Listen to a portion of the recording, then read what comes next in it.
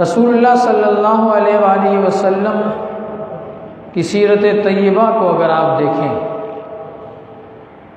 تو نبی کریم صلی اللہ علیہ وآلہ وسلم نے ہمیشہ عدل و انصاف سے کام لیا ہے۔ نبی کریم صلی اللہ علیہ وآلہ وسلم کے پاس ایک یہودی اور ایک منافق جو بظاہر مسلمان بنا ہوا تھا، ان کا معاملہ پیش ہوا۔ رسول اللہ صلی اللہ علیہ وآلہ وسلم نے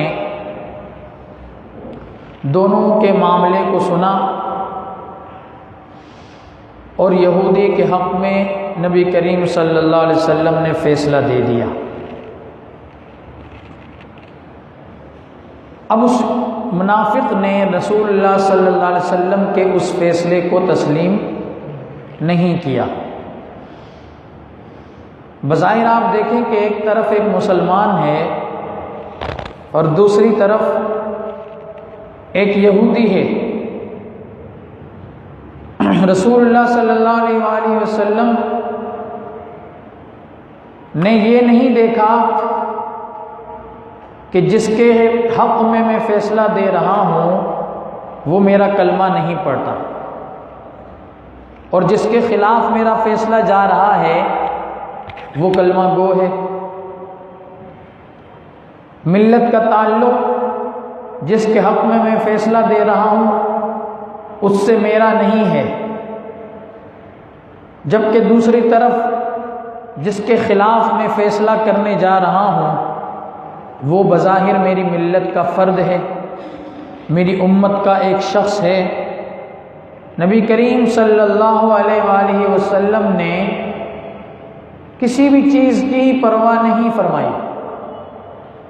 آپ نے معاملے کو سننے کے بعد حق اور سچ کے مطابق فیصلہ صادر فرمایا اور یہودی کے حق میں فیصلہ کر دیا۔ اب اس وقت اللہ تعالیٰ نے ایک آیت بھی نازل فرمائی،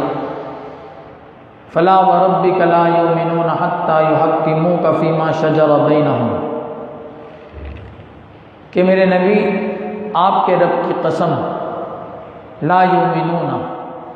یہ مومن نہیں ہو سکتے، حَتَّى يُحَكِّمُوكَ فِي مَا شَجَرَ بَيْنَهُمْ، جب تک اپنے تنازعات میں یہ آپ کو حکم نہ مان لیں،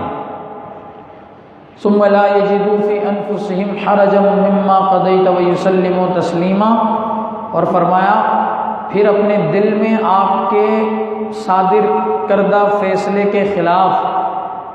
کوئی تنگی نہ پائیں، فیصلے کے بارے میں کسی قسم کا شبہ بھی دل میں نہ آئے، اور فرمایا وَيُسَلِّمُوا تَسْلِيمًا، اور اس کو مکمل طور پر قبول کر لیں، یعنی سر جھکا دیں کہ یہ فیصلہ حضور نے کیا ہے یہ حق ہوگا، کیونکہ حضور جانتے تھے کہ قرآن یہی کہتا ہے اعدلوا هو اقرب للتقوی، کہ عدل کرو کیونکہ یہ تقوی اور پرہیزگاری کے قریب ترین عمل ہے۔ اور یقینی سی بات ہے اگر کسی معاملے میں عدل نہیں ہوتا تو یہ گویا آپ کسی کا حق چھین رہے ہوتے ہیں، کسی کا حق سلب کر رہے ہوتے ہیں، کسی حق کی خلاف ورزی ہو رہی ہوتی ہے، اور ایک طرح سے اس پر اس معاملے میں ظلم ہو رہا ہوتا ہے۔ اب یہ تو رسول اللہ صلی اللہ علیہ وسلم کی زندگی کے بات میں نے آپ کے سامنے پیش کی کہ رسول اللہ نے یہ نہیں دیکھا کہ سامنے مسلمان ہے یا غیر مسلم ہے، فیصلہ فرمایا تو حق سے فرمایا، اگرچہ وہ غیر مسلم کے حق میں ہی جاتا ہو۔